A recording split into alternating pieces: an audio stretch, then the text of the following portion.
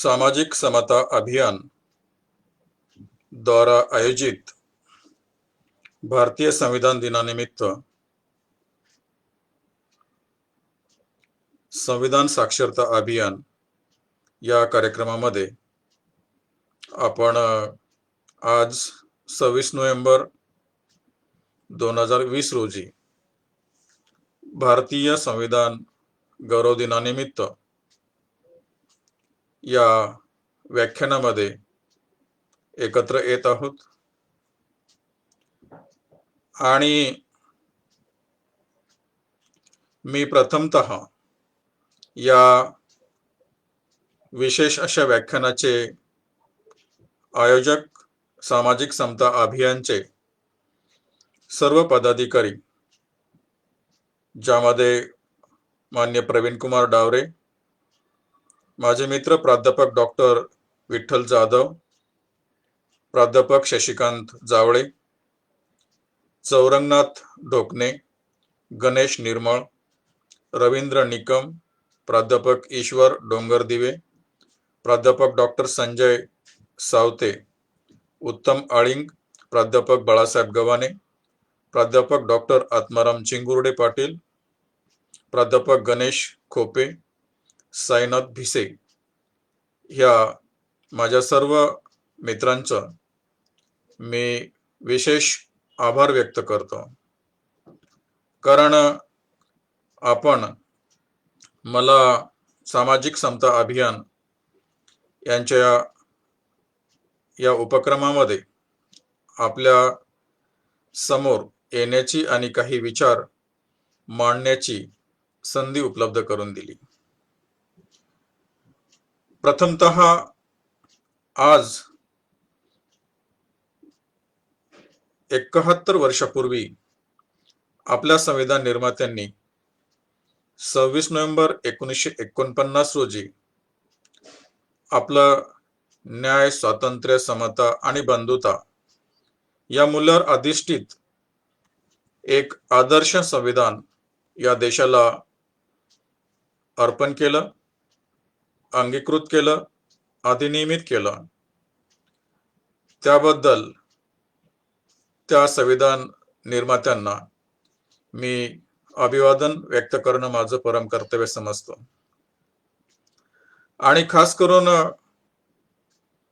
संविधान सभेच्या मसुदा समितीचे अध्यक्ष ज्यांच्या नेतृत्वाखाली संविधान निर्मितीची प्रक्रिया पूर्णत्वास गेली, ते भारतरत्न भारतीय राज्यघटनेचे शिल्पकार डॉक्टर बाबासाहेब आंबेडकर यांना मी त्रिवार वंदन करतो। मित्रहो, आज आपल्या ह्या व्याख्यानाचा विषय आपण जो नियोजित केलेला आहे तो आहे संविधान प्रास्ताविक, संविधान प्रतिबिंब। माझे मित्र प्राध्यापक डॉक्टर जाधव यांच्यासोबत चर्चा करत असताना डॉक्टर जाधव सरांनी ह्या सामाजिक समता अभियानाची जी मनीषा आहे ती व्यक्त केली की सर, आपण यावर्षी काही व्याख्यानं आयोजित करून आपल्या सामाजिक समता अभियानाच्या अंतर्गत भारतीय संविधान साक्षरता मिशन राबवत आहोत आणि त्या मिशनचं पहिलं उद्घाटनाचं भाषण आपलं असणार आहे, माझं असणार आहे। आणि माझ्या ह्या व्याख्यानाद्वारे ह्या व्याख्यानमालेचा किंवा आपल्या संविधान साक्षरता अभियानाचा आज प्रारंभ होत आहे, याची मला फार खुशी होत आहे। औपचारिक पद्धतीनं ह्या सामाजिक समता अभियानाच्या संविधान साक्षरता मिशनचं याद्वारे उद्घाटन झालं असं मी औपचारिक जाहीर करतो।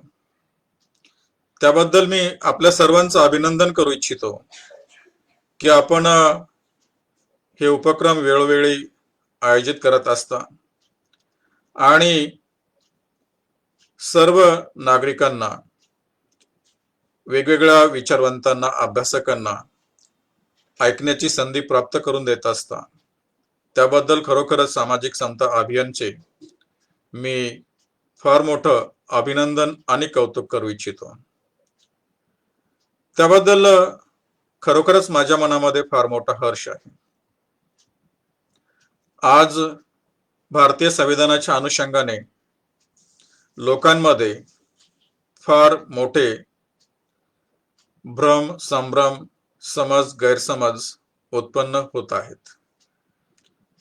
किंबहुना ज्या सामाजिक राजकीय घडामोडी अवतीभोवती घडत आहेत त्यामुळं जरा जास्तच ह्या शंका कुशंका, भ्रम आणि संभ्रमाचे वातावरण निर्मिती होत आहे. ह्यामध्ये आपल्यासारख्या सामाजिक मंचांनी पुढे येऊन संविधानावर काही विचार मंथन करावं, संविधानाच्या साक्षरतेविषयी लोकांच्या मध्ये एक आवड निर्माण करावी, संविधानाविषयी लोकांना काही ज्ञान प्रदान करावं, ह्या दृष्टिकोनातून हा उपक्रम फार स्तुत्य आहे. आणि असे उपक्रम वेळोवेळी आपण पुढे घेणार आहातच याची मला खात्री आहे. मित्रहो, आपण जो मला विषय नियोजित करून दिलेला आहे तो भारतीय संविधानाचं प्रास्ताविक आणि भारतीय संविधानाचं प्रतिबिंब, अर्थात संविधान प्रास्ताविक आणि संविधान प्रतिबिंब. मी आपल्याला सांगू इच्छितो की प्रत्येक कायद्याला एक प्रास्ताविक असणं अत्यंत निकडीचं असतंय.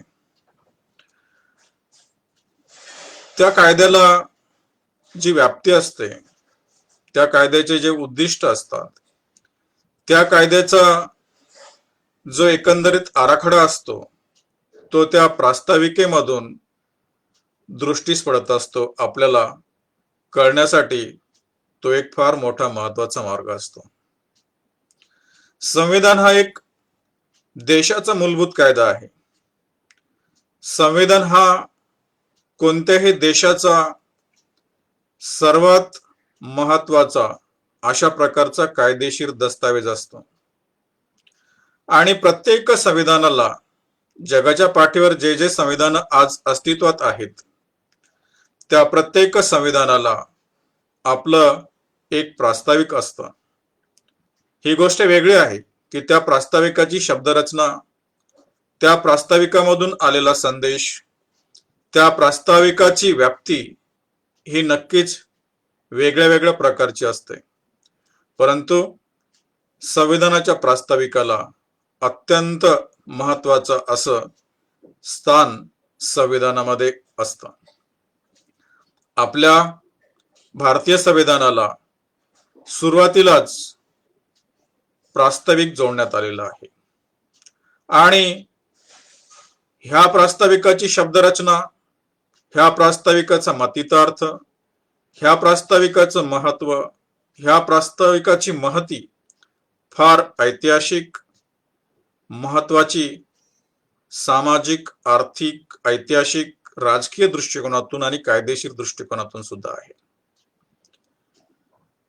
आज मी ह्या व्याख्यानामध्ये संविधान प्रास्ताविक आणि संविधान प्रतिबिंब हा विषय आपल्या समोर घेऊन येत असताना काही विशिष्ट मुद्द्यांना स्पर्श करू इच्छितो.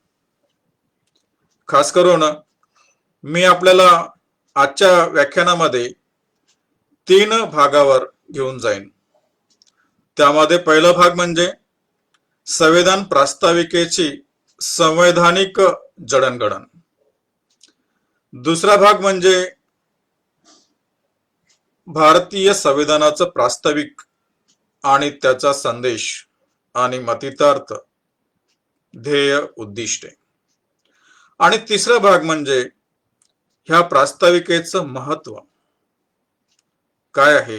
ह्या 3 भागावर आजचं आपलं व्याख्यान असणार आहे. मला याची जाणीव आहे की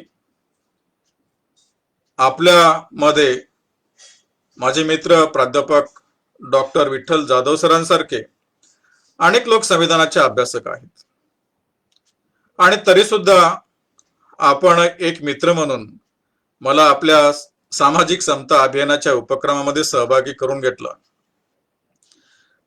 अशा अनेक अभ्यासक आहेत. ही एक लोकशाहीमध्ये चांगली गोष्ट आहे की डिबेट आणि डिस्कशन, वाद आणि संवाद ह्या आधारावर आपली लोकशाही यशस्वी होत असते. आणि आज आपल्या कृतीमधून संविधानाच्या प्रास्ताविकावर आज इथे आपण संवाद घडून आणत आहोत. आपला सर्वांचा अभ्यास आहे हे मी मान्य करतो. केवळ आजच्या व्याख्यानामध्ये त्याची उजळणी होईल. काही झालं तर काही नवीन गोष्टी आपल्या समोर नक्कीच येतील, ह्याची मला थोडीशी जाणीव आहे. ज्या वेळेला आपण संविधानाच्या प्रास्ताविकेचे संवैधानिक जडणघडण बघतो, तर त्यापूर्वी आपल्याला थोडीशी ऐतिहासिक पार्श्वभूमी सुद्धा पाहणं गरजेचे आहे. बंधूंनो आणि भगिनींनो, आपल्या देशाचा सामाजिक, आर्थिक आणि राजकीय इतिहास हा फार वेगळ्या अशा प्रकारचा आहे. मला वाटतं जगामध्ये जे कोणते आज विकसनशील आणि विकसित अशा प्रकारचे आपल्या भारतासारखे देश असतील, त्यामध्ये आपल्या भारताचा हा इतिहास फार विशिष्ट अशा प्रकारचा आहे. त्याचं कारण असं आहे की ह्या देशामध्येच केवळ किंवा ह्या देशामध्ये आणि देशाच्या सभोवताली जे आशियाई अशा प्रकारचं आपलं एक कुटुंब आहे देशांचं, ह्यामध्येच केवळ येथील सामाजिक रचना ही जन्माच्या आधारावर, जातीच्या आधारावर आणि वर्णाच्या आधारावर केलेली आहे. आणि मग त्याचा नक्कीच दुष्परिणाम येथील नागरिकांच्या हक्कांवर, हितसंबंधांवर झालेला आहे. आणि हजारो वर्षापर्यंत आपण चतुर्वर्ण व्यवस्थेच्या अंतर्गत निर्माण झालेल्या ह्या सामाजिक, आर्थिक आणि राजकीय, धार्मिक स्थितीमुळं अनेक लोक पिचलेले आहेत, वंचित आहेत, दडपल्या गेलेल्या आहेत. त्या लोकांच्या हितसंबंधाच्या दृष्टिकोनातून, अधिकारांच्या दृष्टिकोनातून आपल्या ह्या सामाजिक आणि आर्थिक स्थितीला माझ्या मताने फार मोठं महत्व आहे. त्यासोबतच आपल्या समाजामधील 50% पॉप्युलेशन महिलांचं जे आहे त्यांच्यावर सुद्धा फार मोठ्या प्रमाणात अन्याय, अत्याचार झालेला आहे. ही सर्व स्थिती आपल्याला मी ह्यामुळे सांगू इच्छितो की ह्या सर्व स्थितीला आमूलाग्रपणे बदल करण्यासाठी किंवा त्यामध्ये क्रांतिकारक अशा प्रकारचा बदल होण्यासाठी आपलं संविधान हे सक्षमपणे आज यशस्वी ठरलेलं आहे. आणि त्याचं कारण आहे की आपल्या संविधान निर्मात्यांनी फार प्रयत्नाने, फार मोठ्या विद्वत्तेने आपलं संविधान निर्माण केलेलं आहे. आणि मग ह्या संविधानाचा जर आपण आवाका पाहण्याचा प्रयत्न केला तर आपल्या संविधानामध्ये आज 395 अनुच्छेद, 22 भाग आणि 12 परिशिष्टे आहेत. आपल्या सर्वांना माहिती आहे की आपलं संविधान हे जगामध्ये सर्वात विस्तृत, मोठं अशा प्रकारचा हा दस्तावेज आहे. एखाद्या अभ्यासकाला जर आपल्या संविधानाचा अभ्यास करावायचा असेल तर आपल्याला त्या संविधानाच्या सर्व तरतुदींमध्ये, अनुच्छेदामध्ये जावं लागतं, त्याचा अभ्यास करावा लागतो. आपल्या ह्या सामाजिक समता अभियानाच्या माध्यमातून संविधान साक्षरता मिशन मधून या गोष्टी नक्कीच घडणार आहेत इथून पुढे. आणि या मिशनची सुरुवात करत असताना मग ह्या आपण प्रास्ताविकेवर आज बोलणार आहोत. एखाद्या अभ्यासकाला संविधानाचा विस्तृत अभ्यास करण्यासाठी वेळ मिळेलच असं काही नाही, किंवा मिळाला तरी त्या संविधानामध्ये प्रवेश करण्यापूर्वी हे जे प्रवेशद्वार संविधानाचं आहे ते आहे आपल्या भारतीय संविधानाचं प्रास्ताविक. त्या प्रवेशद्वारामधून आपल्याला आपल्या संविधानामध्ये प्रवेश करता येतो. आणि मग संविधानामध्ये काय आहे, संविधानामध्ये कोणत्या प्रकारच्या तरतुदी असतील, संविधानाचं तत्वज्ञान काय आहे, संविधानाचे उद्दिष्टे काय आहेत, आपल्या संविधानामध्ये कोणते अधिकार, कोणत्या प्रकारचे राज्याला निर्देशक धोरणाचे डायरेक्शन दिले आहेत, निर्देश दिलेले आहेत, आणि नागरिकांचे काय मूलभूत कर्तव्य असतील, अशा अनेक बाबींची जाणीव आपल्या प्रास्ताविकेमधून होत असते. म्हणजे अर्थात संविधानाचं प्रास्ताविक आपल्या जे आहे बाकीच्या कायद्याच्या दृष्टिकोनातून आणि संविधानाच्या दृष्टिकोनातून जर विचार केला आपण, तर पार्लमेंटनी पास केलेले जे वेगवेगळे कायदे असतात त्या कायद्याला जे प्रास्ताविक असतं त्यापेक्षा फार मोठं अशा प्रकारचं महत्वाचं स्थान आपल्या संविधानाच्या प्रास्ताविकाला आहे. आणि त्यामध्ये जात असताना जसं पहिल्या भागाकडे मी आपल्याला घेऊन जाईन की ह्या संविधानाच्या प्रास्ताविकाची संवैधानिक जडणघडण कशी झाली हा एक फार मोठा अभ्यासाचा विषय आपल्यासाठी असतो. मला याची जाणीव आहे की हे सर्व ज्ञान मला उपजत नाही. ते सर्व ज्ञान आपण एखाद्या पक्षाने आपल्या चोचीने, जसे धान्याचे काही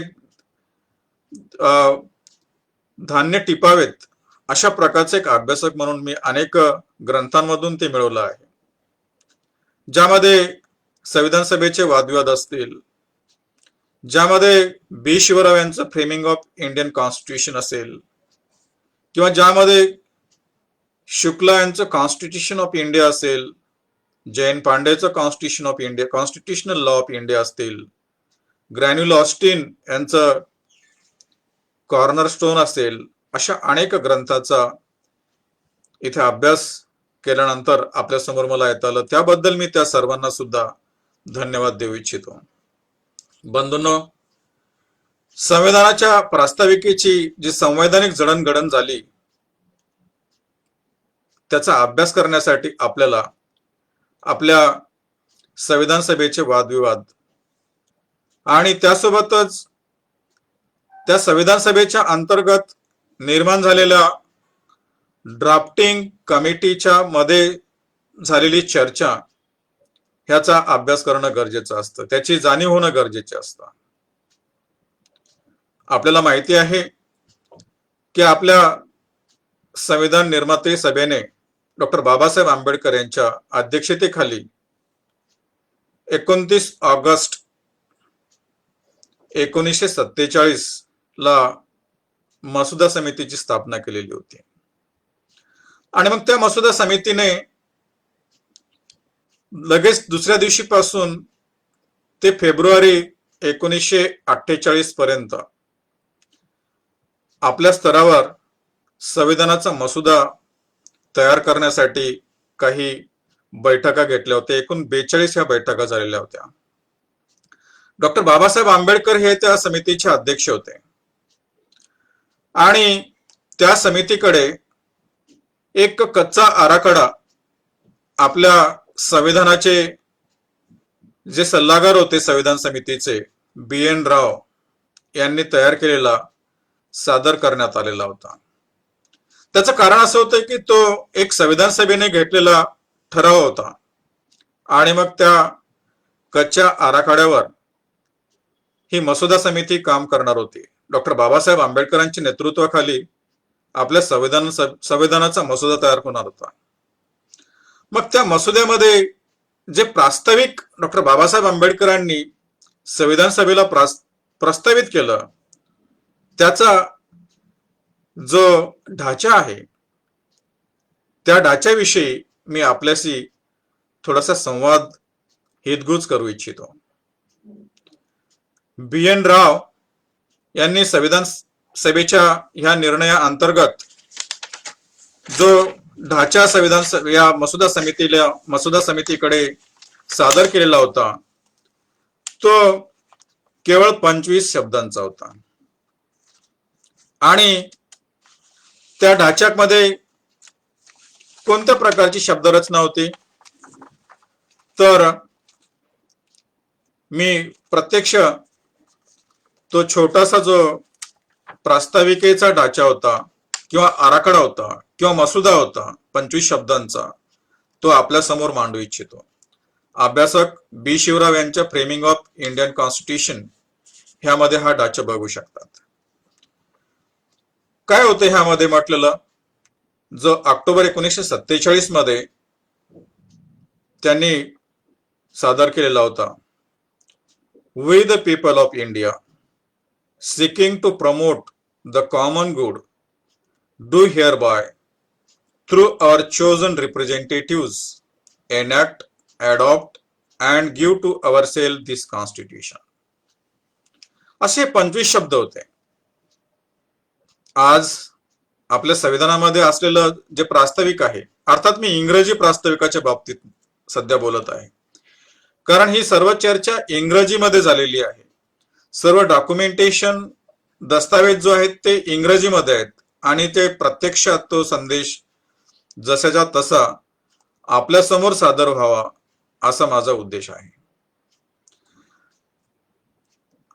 ह्या शब्दामध्ये जाण्यापूर्वी अर्थात संविधान सभेचा जो ठराव होता तो मी आपल्याला त्याची जाणीव करून देऊ इच्छितो, त्याची थोडक्यात आठवण करून देऊ इच्छितो की संविधान सभेने त्या दिवशीपर्यंत जी कोणती चर्चा केलेली होती त्या चर्चेवर असं ठरलेलं होतं की संविधान सभेने घेतलेले निर्णय आपल्या पुढच्या भविष्याच्या संविधानामध्ये आले पाहिजेत आणि मग त्या दृष्टिकोनातून हा एक कच्चा आराखडा BN राव यांनी तयार करावा आणि तो ड्राफ्टिंग कमिटीकडे सादर करावा. त्याच्या मधलं हे प्रास्ताविकाचे 25 शब्द प्रस्तावित केलेले मी आपल्या समोर मांडलेत. त्याचं जर आपण काही वैशिष्ट्य बघितले तर ह्यामध्ये we the people of India पासून सुरुवात करण्यात आलेली आहे आणि याचा जो शेवट आहे, enact, adopt and give to ourselves this constitution, हे शब्द आजच्या आपल्या संविधानाच्या प्रास्ताविकामध्ये आपल्याला प्रतिबिंबित झालेले दिसतील. परंतु उर्वरित जो अंतर्गत असलेला जो संदेश आहे तो संदेश आजच्या आपल्या संविधानाच्या प्रास्ताविकेमध्ये मसुदा समितीने मान्य केलेला नव्हता, घेतलेला नव्हता. मग आता आपण ज्यावेळेस चर्चा करू या संविधानाच्या प्रास्ताविकेवर त्यावेळेस डिटेल मी त्याचं काय महत्व आहे ते आपल्याला विशद करून सांगणार आहे. We the people of India ही सुरुवात प्रास्ताविकेची जी आहे ती आणि जो समारोप प्रास्ताविकेच्या शब्दांचा आहे तो enact, adopt and give to ourselves this constitution, एवढा सुरुवात आणि समारोप प्रास्ताविकेच्या शब्दांची मसुदा समितीने मान्य केली आणि त्यांनी मग आपला स्वतःचा मसुदा तयार केला. डॉक्टर बाबासाहेब आंबेडकरांनी आपल्या मसुद्यासोबत भारतीय संविधान सभेच्या अध्यक्षांना फेब्रुवारी 1948 मध्ये जो मसुदा सादर केला होता, एक पत्र त्याला आहे, त्या पत्रामध्ये त्यांनी त्या मसुद्यासोबत जे प्रस्तावित केलं या देशाच्या संविधानाचं त्याची काही कारण सुद्धा दिलेली आहेत, त्याच्यावर सुद्धा आपल्याला काही त्याची मीमांसा करायची आहे आणि ती शब्दरचना सुद्धा मी आपल्या समोर मांडणार आहे. डॉक्टर बाबासाहेब आंबेडकरांनी ती शब्दरचना कोणती केलेली होती हे मी आपल्या समोर मांडेन आणि डॉक्टर बाबासाहेब आंबेडकरांनी जे प्रास्ताविक ह्या मसुदा समितीमध्ये मान्य केलेलं होतं, परंतु मसुदा समितीच्या मी अगोदर सांगितलं की ज्या 42 मिटिंगा झालेल्या होत्या किंवा बैठका झालेल्या होत्या यामधील 27 ऑक्टोबर 1947, 6 फेब्रुवारी 1948 आणि 9 फेब्रुवारी 1948 ह्या 3 बैठकांमध्ये आपल्या संविधानाच्या प्रास्ताविकेवर किंवा तिच्या मसुद्यावर चर्चा करण्यात आलेली होती. सविस्तर अशा प्रकारची चर्चा करण्यात आलेली होती. त्याचे सुद्धा मिनिट्स किंवा वृत्तांकन आपल्याला बी शिवराव यांच्या फ्रेमिंग ऑफ इंडियाज कॉन्स्टिट्यूशन मध्ये अभ्यास करायला मिळेल. अभ्यासकांनी ते जरूर वाचावं. डॉक्टर बाबासाहेब आंबेडकरांनी आपल्या संविधान सभेच्या ठरावाप्रमाणे आणि मसुदा समितीला जे महत्वाचं वाटलं, डॉक्टर बाबासाहेब आंबेडकरांना मसुदा समितीचे अध्यक्ष म्हणून जे अगत्याचं वाटलं, त्या सुद्धा काही बाबी महत्वाच्या आपल्या प्रास्ताविकामध्ये प्रस्तावित केलेल्या आहेत, हे आपल्याला निदर्शनास येईल. डॉक्टर बाबासाहेब आंबेडकरांनी जी शब्दरचना केली होती ती मी आपल्या समोर मांडण्याचा प्रयत्न करतोय. त्याचा अर्थबोध लावण्याचा प्रयत्न मी माझ्या या व्याख्यानाच्या दुसऱ्या भागामध्ये करणार आहे. पहिल्या भागात केवळ ही शब्दरचना कशी आली, ह्यामध्ये प्रत्येक शब्द कशा प्रकारे प्रस्तावित करण्यात आला होता आणि त्यामध्ये कशा कशा प्रकारे बदल झालेले होते, कशा कशा सुधारणा झाल्या होत्या, कशा कशा नवीन संकल्पना ह्यामध्ये आल्या, कोणते कोणते नवीन शब्द आले, हे आपल्या समोर मांडावेत हा माझा उद्देश आहे. त्या मसुद्यामध्ये जे प्रास्ताविक आपल्या संविधानाला बाबासाहेब आंबेडकरांनी जोडलेलं आहे त्याची शब्दरचना पुढील प्रमाणे आहे. ज्याचं टायटल वर आहे ड्राफ्ट कॉन्स्टिट्यूशन ऑफ इंडिया. त्यामध्ये जे प्रिअम्बल बाबासाहेबांनी जोडलंय, अभ्यासक हे प्रिअम्बल किंवा प्रास्ताविक डॉक्टर बाबासाहेब आंबेडकर भाषणे याचे खंड 13 मध्ये रायटिंग अँड स्पीचेस, लिखाण आणि भाषणे खंड 13 मध्ये आपण बघू शकता. काय शब्दरचना होती या प्रास्ताविकाची? इंग्रजी शब्दरचना आहे. आपल्या अभ्यासाचा भाग म्हणून जसेच्या तसे मी आपल्या समोर मांडण्याचा प्रयत्न करतोय, कारण आपण अभ्यास करत आहोत. आपल्या संविधानाचं प्रतिबिंब कशा प्रकारे तयार होत आहे, आपलं संविधानाचं तत्वज्ञान कशा प्रकारे एक रचना त्याची तयार होत आहे, कशा प्रकारे त्याला आकार येत आहे, ह्या काही बाबी इथे आपल्याला नक्कीच कळतील. जसं मी म्हणालो की बी एन राव यांनी जो मसुदा दिला होता प्रास्ताविकाचा, त्यांच्या कच्च्या आराखड्यासोबत त्यामधील सुरुवात आणि समारोप हे शब्द डॉक्टर बाबासाहेब आंबेडकरांनी स्वीकृत केले होते. परंतु अंतर्गत जो तत्वज्ञानाचा, संवैधानिक तत्वज्ञानाचा जो गाभा आहे आणि ज्यामध्ये आपल्या संविधानाचं प्रतिबिंबित झालं आहे, ती शब्दरचना मात्र खुद्द डॉक्टर बाबासाहेब आंबेडकरांची होती. आणि डॉक्टर बाबासाहेब आंबेडकरांनी त्या शब्दरचनेमध्ये घेत असताना हे खालीलपैकी काही शब्द ह्यामध्ये घेतले, ते आपण जरूर लक्ष देऊन ऐकले पाहिजे. We the people of India, having solemnly resolved to constitute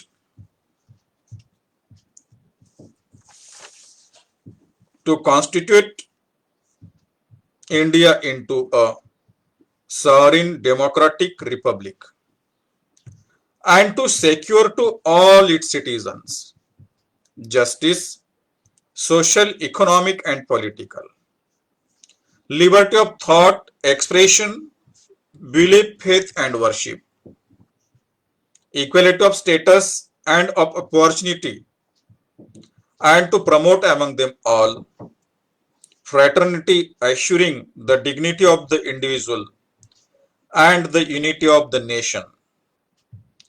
In our constituent assembly, this याच्यासमोर रिकामी जागा सोडलेली आहे तारीख टाकण्यासाठी, ऑफ पुन्हा रिकामी जागा सोडलेली आहे आणि एक ब्रॅकेट दिलेला आहे. त्यामध्ये डे ऑफ मे 1948 एडी आणि ब्रॅकेट क्लोज केला आहे. Do hereby adopt, enact and give to ourselves this constitution, अशी शब्दरचना आहे. बंधूंनो आणि भगिनींनो, हे शब्द इंग्रजीमध्ये डॉक्टर बाबासाहेब आंबेडकरांनी प्रस्तावित केले असल्यामुळं जसेच्या तसे मला आपल्या समोर सादर करणं अपरिहार्य आहे. अर्थबोध लावण्यासाठी आपण पुढच्या भागामध्ये त्याच्यावर चर्चा करणार आहेत. आता ह्यामध्ये जी सुरुवात आलेली आहे, with the people of India, आणि त्यानंतर having solemnly resolve to constitute India into a sovereign democratic republic, आणि मग पुढची जी सुरुवात आहे, पुढची जी शब्दरचना आहे, जसं मी म्हणालो की संवैधानिक तत्वज्ञान याचं प्रतिबिंब ह्यामध्ये पडलेलं, प्रतिबिंबित झालेलं आपल्याला दिसेल. आपल्या संविधानाचं प्रतिबिंब ह्यामध्ये आहे. मात्र अर्थातच ह्या शब्दरचनेचा काही आधार आहे का? ह्या शब्दरचनेला काही आधारभूत अशा प्रकारची पार्श्वभूमी आहे का, असा जर आपण विचार केला तर मग आपल्याला पुन्हा आपल्या संविधान निर्मितीच्या आणखी काही सुरुवातीच्या ज्या घटनाक्रम घडल्या त्याकडे जावं लागतं. आणि आपल्याला विदित असणारच की 13 डिसेंबर 1946 रोजी पंडित नेहरूंनी संविधान सभेसमोर ऑब्जेक्टिव्ह रेझोल्युशन मांडलेले होते. ध्येय आणि उद्दिष्टांचा ठराव मांडलेला होता. या ध्येय आणि उद्दिष्टांच्या ठरावामध्ये एकूण 8 असे परिच्छेद आहेत. 8 कलमी अशा प्रकारचा हा ध्येय आणि उद्दिष्टांचा ठराव आहे. या ध्येय आणि उद्दिष्टांच्या ठरावाची शब्दरचना जर आपण बघितली, त्याचा मतितार्थ जर आपण बघितला, तर त्यामधील अनुच्छेद 1, 4, 5 आणि 7 ह्यावर आपल्याला थोडस लक्ष दिलं तर आपल्याला कळेल की संविधान सभेने जे निर्णय घेतलेले होते, जे ठराव पारित केलेले होते, त्याला अधीन राहून डॉक्टर बाबासाहेब आंबेडकरांनी तो एक संदेश, तो एक मतितार्थ, ते ध्येय आणि उद्दिष्ट आपल्या संविधानाच्या प्रास्ताविकेमध्ये प्रतिबिंबित केलेले आहेत असं आपल्याला दिसेल. पण ह्यामध्ये डॉक्टर बाबासाहेब आंबेडकरांनी पंडित नेहरूंनी सादर केलेला ऑब्जेक्टिव्ह रेझोल्युशन जसेचा तसा घेतलेला नाही, हे अभ्यासकांनी लक्षात घेतलं पाहिजे. त्यामधील जे शब्द, ज्या संकल्पना, जे आपले भारतीय लोकांचे स्वप्न, अर्थात हे आपल्या भारतीय लोकांचे स्वप्न आहेत, ह्या भारतीय लोकांच्या आकांक्षा आहेत, अपेक्षा आहेत की भविष्यामध्ये ह्या देशाला कोणत्या प्रकारचं निर्माण करायचं, एकसंघ अखंडित भारत निर्माण करायचा, एक कोणत्या प्रकारची सामाजिक रचना इथे आणायची, एक कशा प्रकारची सामाजिक क्रांती घडवायची, आणि त्या सामाजिक क्रांतीला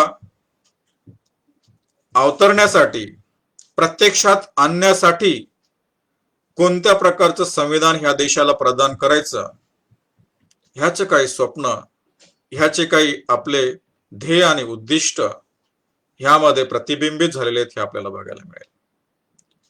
नेहरूंनी भारत कसा असेल भविष्यातला, त्याविषयी 3 शब्द मांडलेले होते या ऑब्जेक्टिव्ह रेझोल्युशन मध्ये, 1 नंबरच्या क्लॉज मध्ये. आणि ते म्हणाले होते, this constituent assembly declares its firm and solemn resolve to proclaim India as an independent sovereign republic. बघा, ते 3 शब्द कोणते होते? इंडिपेंडंट सॉव्हरीन रिपब्लिक, स्वतंत्र सार्वभौम प्रजासत्ताक, असं नेहरूंनी आपल्या भारताचं वर्णन करण्याचा प्रयत्न केलेला होता. स्वतंत्र सार्वभौम प्रजासत्ताक. आज आपल्या संविधानामध्ये कोणते शब्द आहेत आणि का आहेत त्याचेही आपल्याला काही मीमांसा करायची, मात्र आपण विसरून जाणार नाही याच्यासाठी मी आजच्या संविधानामध्ये शब्द आहेत ते सांगण्याचा प्रयत्न करतो. आपण आज आपल्या संविधानामध्ये जे प्रत्यक्षात शब्द आहेत मराठीमध्ये ते आहेत, सार्वभौम समाजवादी धर्मनिरपेक्ष लोकशाही गणराज्य, आणि नेहरूंनी सांगितलं होतं स्वतंत्र सार्वभौम गणराज्य किंवा प्रजासत्ताक. मग ह्याच्यामध्ये ह्या डेव्हलपमेंट कशा झाल्या? आपल्या भारताला मग अशा प्रकारचं विशिष्ट अशा प्रकारची स्थापना या देशाची व्हावी हे संविधान निर्मात्यांनी डॉक्टर बाबासाहेब आंबेडकरांनी ह्या शब्दरचनेमध्ये का बदल केलेले असावेत, ह्याचेही कारण मी पुढच्या त्या भागामध्ये आपल्याला सांगेनच. पण शब्दरचना कशा डेव्हलप होत आहेत, विकसित होत आहेत, हे आपल्या निदर्शनात यावं म्हणून ह्या काही बाबी मी आपल्या समोर मांडत आहे. चौथ्यामध्ये नेहरूंनी उल्लेख केला होता, wherein all powers and authority of the sovereign independent India, its constituent part and organs of government are derived from the people. बघा, ह्या स्वतंत्र सार्वभौम स्वतंत्र भारतामध्ये जे प्राधिकरण संविधाना अंतर्गत तयार केलेले आहेत, ह्यामधील त्यांना जे अधिकार आलेले आहेत, संवैधानिक अधिकार आलेले आहेत, हे लोकांमधून आलेले आहेत, लोकांकडून त्यांना प्रदान करण्यात आलेले आहेत किंवा लोकांकडून त्यांनी ते घेतलेले आहेत, लोकांनी त्यांना ते दिलेले आहेत, असा तो उल्लेख आहे. We the people of India ह्याची मीमांसा करत असताना या शब्दाची आम्ही भारतीय लोक या शब्दांचं आपण अर्थबोध करत असताना ह्या मेसेजला आपल्याला अधोरेखित करावं लागतं. 5व्या नंबरचा जो त्यांचा अनुच्छेद होता तो अगदी क्रांतिकारक अशा प्रकारचा आहे, ज्यामध्ये ध्येय आणि उद्दिष्टामध्ये नेहरू उल्लेख करतात, संविधान सभेला आपले विचार सांगतात. त्या ऑब्जेक्ट रिझोल्युशन मधून जो ठराव संविधान सभेच्या विचारात ठेवला होता, त्यामध्ये कलम नंबर 5 जे होतं, त्यामध्ये नेहरू म्हणतात, wherein shall be guaranteed and secure to all the people of India justice, social, economic and political, म्हणजे अर्थात न्याय, सामाजिक, आर्थिक, राजकीय, equality of status of opportunity and before the law, अर्थात समानता दर्जाची, संधीची आणि कायद्यासमोर, freedom of thoughts, expression, belief, faith, worship, vocation, association and action, हे अर्थात 3 मूल्य ह्या 5व्या नंबरच्या क्लॉज मध्ये बघायला आपल्याला मिळतील. कोणते? न्याय, स्वातंत्र्य आणि समता. 3 आजच्या संविधानामध्ये आपण मांडलेली आहेत 4: न्याय, स्वातंत्र्य, समता आणि बंधुता. आणखी ह्या शब्दरचनेचा कसा विकास झाला, कशा डेव्हलप झाल्यात, तो एक तत्वज्ञानाचं फाउंडेशन 4 न्याय, स्वातंत्र्य, समता आणि बंधुता हे कसं झालं, ह्याच्यावर सुद्धा आपल्याला विचार करायचा आहे. फक्त शब्द लक्षात घ्या. शब्द लक्षात घेण्यासाठी येण्यासाठी हे काही गोष्टी आपल्या समोर मी मांडत आहे. नेहरू म्हणाले न्याय, स्वातंत्र्य आणि समता. बाबासाहेबांनी सांगितलं न्याय, स्वातंत्र्य, समता आणि बंधुता. ठीक आहे, तिथे मी घेऊन जाईन आपल्याला आणखी पुढे. आणि 7व्या नंबरचा जो अनुच्छेद त्या ऑब्जेक्ट रिझोल्युशन मध्ये आहे तो आहे, whereby shall be maintain the integrity of the territory of the republic and its sovereign right on land, sea and air according to justice and the law of civilized nation. अर्थात integrity of the territory of Republic म्हणजे एकात्मता, देशाची एकात्मता. आपल्या प्रास्ताविकेमध्ये आपण म्हटलेलं आहे, शेवटी जात असताना काय म्हटलं आपण? राष्ट्राची एकता आणि एकात्मता. लक्षात घ्या, ह्या शब्दाचा जो बेस आहे, जो मूळ आधार आहे, ते आधार शोधण्याचा आपण प्रयत्न करत आहोत. डॉक्टर बाबासाहेब आंबेडकरांनी जे संविधानाचं प्रतिबिंब ह्या प्रास्ताविकेमध्ये मांडण्याचा प्रयत्न केला, ते प्रतिबिंबित करण्याचा प्रयत्न केला, सर्व सार या प्रास्ताविकेमध्ये आणण्याचा प्रयत्न केला. ती फार मोठी एक ड्राफ्टमन म्हणून, एक ह्या देशाचं राष्ट्राचं सुपुत्र म्हणून, फार ती स्किल, एक कायदे तज्ञ म्हणून, विधिज्ञ म्हणून, कायदे पंडित म्हणून त्यांनी जे ड्राफ्टिंग केलं याचं, ते किती स्किलफुली केलं हे आपल्या लक्षात येईल. आता आणखी दुसरा एक प्रश्न मी आपल्या समोर मांडू इच्छितो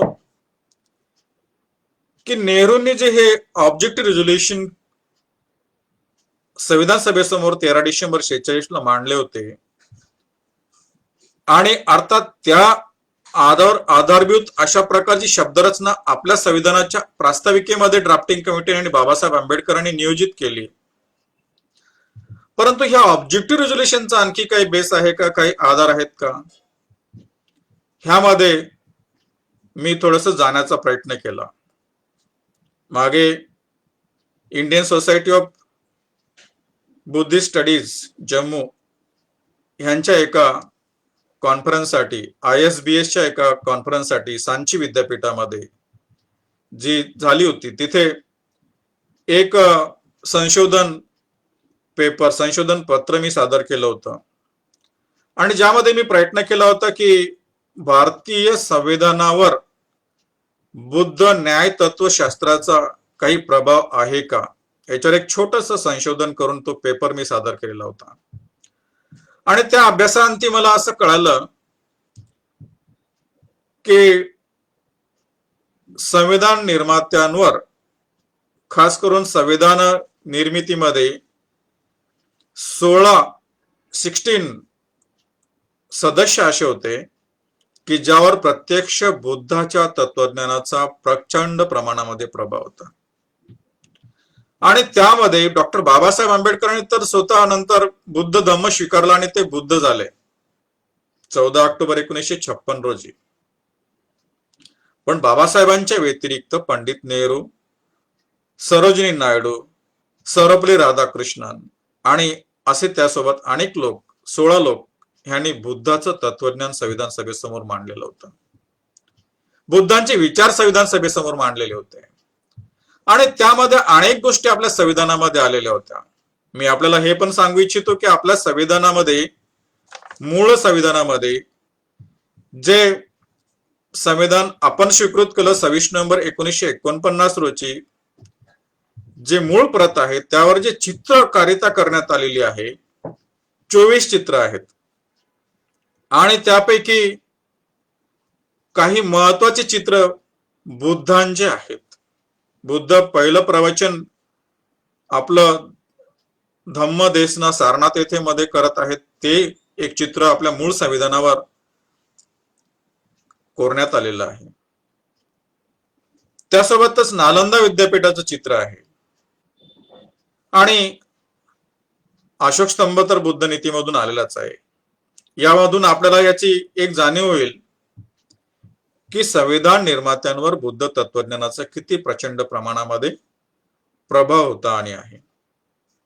या शब्दरचना जर बघितल्यात आपण, ऑब्जेक्ट रेझोल्युशनच्या पंडित नेहरूंनी सादर केलेली, ह्यामध्ये अनुच्छेद 1, 4, 5 आणि 7, आणि ह्यासोबतच शेवटचा जो क्लॉज त्यांनी दिला होता की भारत आंतरराष्ट्रीय दृष्टिकोनातून कोणत्या प्रकारचं नेतृत्व देईल, सम्यक नेतृत्व देईल, शांतता, जागतिक शांतता, वर्ल्ड पीस, असं त्यांनी शब्दप्रयोग केलेला होता.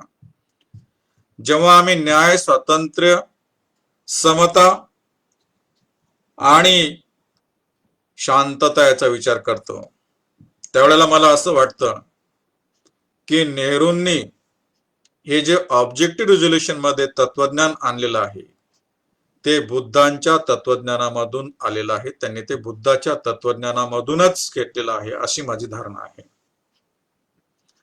बऱ्याचदा लोक म्हणतात की हे फ्रेंच रिव्होल्युशन मधून आलेलं आहे, परंतु डॉक्टर बाबासाहेब आंबेडकरांनी ऑल इंडिया रेडिओवर दिलेल्या एका मुलाखतीमध्ये त्याचं खंडन केलेलं आहे, आणि ते असं म्हणाले की हे फ्रेंच रिव्होल्युशन मधून तत्वज्ञान आम्ही आणलेलं नसून ते बुद्धांच्या नीतीमधून, बुद्धाच्या तत्वज्ञानामधून आणलेलं आहे.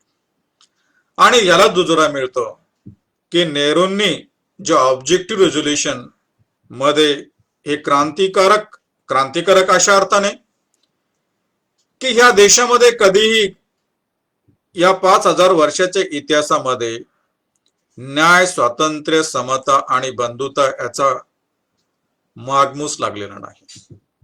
अर्थात ज्या वेळेला 2,500 वर्षापूर्वी बुद्धांच्या विचारावर इथे सम्राट अशोकाने जी राज्यव्यवस्था चालवली होती त्यावेळेचा तो कालखंड वगळता त्या सन्माननीय अशा प्रकारचा तो अपवाद वगळता भारताच्या या इतिहासामध्ये भेदभाव, पिळवणूक, जातीयवाद आणि अशा वेगवेगळ्या ह्या ऐतिहासिक, आर्थिक, राजकीय पार्श्वभूमी ह्या देशाला लाभलेली आहे.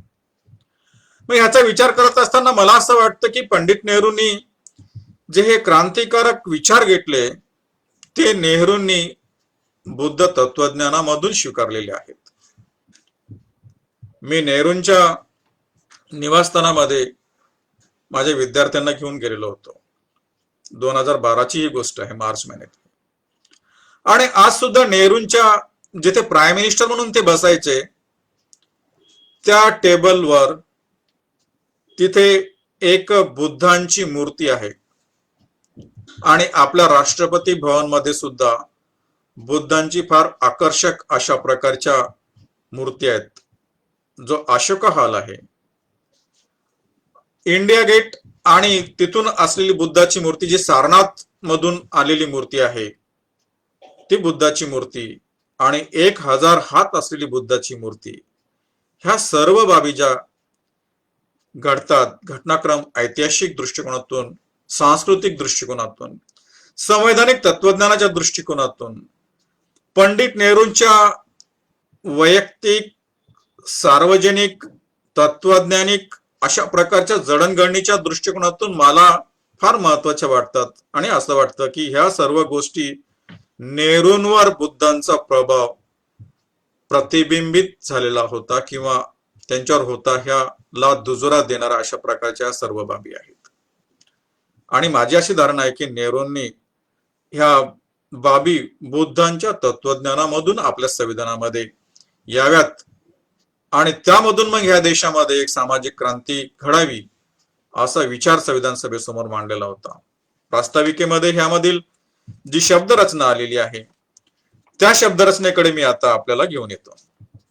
म्हणजे आपल्याला आता लक्षात आलेलं असणार की आपलं जे प्रास्ताविक आपल्या संविधानाचं आजचं जे आहे ते प्रास्ताविक मसुदा समितीने सादर केलेलं प्रास्ताविक, बाबासाहेब आंबेडकरांनी मसुद्याला लावलेलं प्रास्ताविक आणि BN राव संविधान सभेचे संवैधानिक सल्लागार यांनी दिलेलं 25 शब्दाचं प्रास्ताविक आणि नेहरूंनी दिलेलं ऑब्जेक्टिव्ह रिझोल्युशन, ह्यामध्ये कशा प्रकारे एक तात्विक शब्दरचनेच्या दृष्टिकोनातून भारतीय संविधानाचं प्रतिबिंबित होण्याच्या दृष्टिकोनातून कसा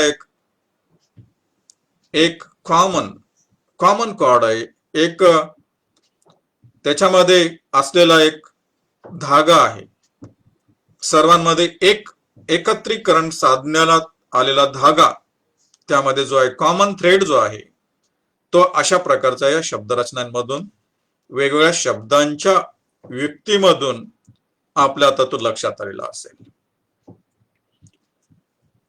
मी ह्यामध्ये आणखी 2-3 घडामोडी आपल्या समोर मांडू इच्छितो की डॉक्टर बाबासाहेब आंबेडकरांनी जे संविधानाचं प्रास्ताविक त्याचा मसुदा तयार केला